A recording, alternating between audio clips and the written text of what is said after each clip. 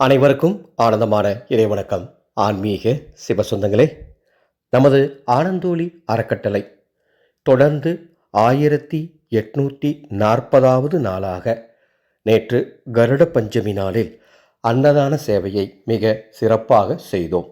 ஒரு நாள் அல்ல, ஒரு வாரம் அல்ல, ஒரு மாதம் அல்ல, 1840 நாட்களாக தினமும் பசியுடன் இருக்கும் மனிதர்களின் வயிற்றை நிறைக்கும் புனித பணியை இறைவனின் அருளாலும் நமது அன்னசேவா குழு உறுப்பினர்களின் பங்களிப்பாலும் அன்பாலும் சிறப்பாக செய்து வருகின்றோம்.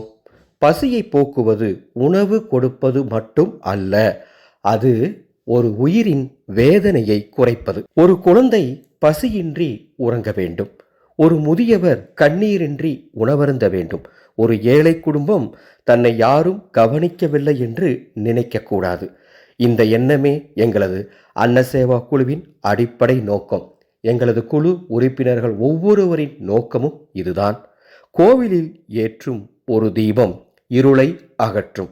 பசியானவருக்கு வழங்கும் ஒரு உணவு துன்பத்தை அகற்றும்.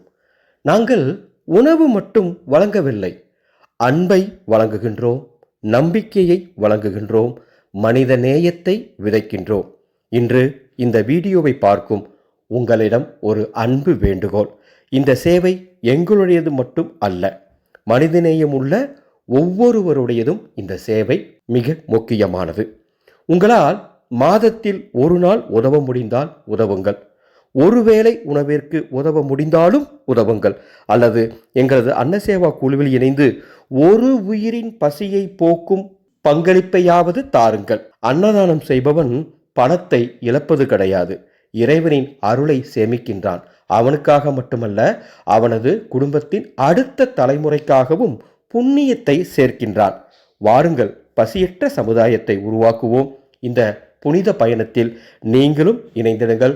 உங்கள் குடும்பத்தின் பிறந்த நாள் மற்றும் திருமண நாள் போன்ற மிகவும் மகிழ்ச்சியான நாட்களிலும், உங்களுடன் வாழ்ந்து மறைந்த முன்னோர்களின் நினைவு நாட்களிலும் எங்களது அன்னசேவா குழுவின் சேவைக்கு உதவி செய்ய முன்வாருங்கள்.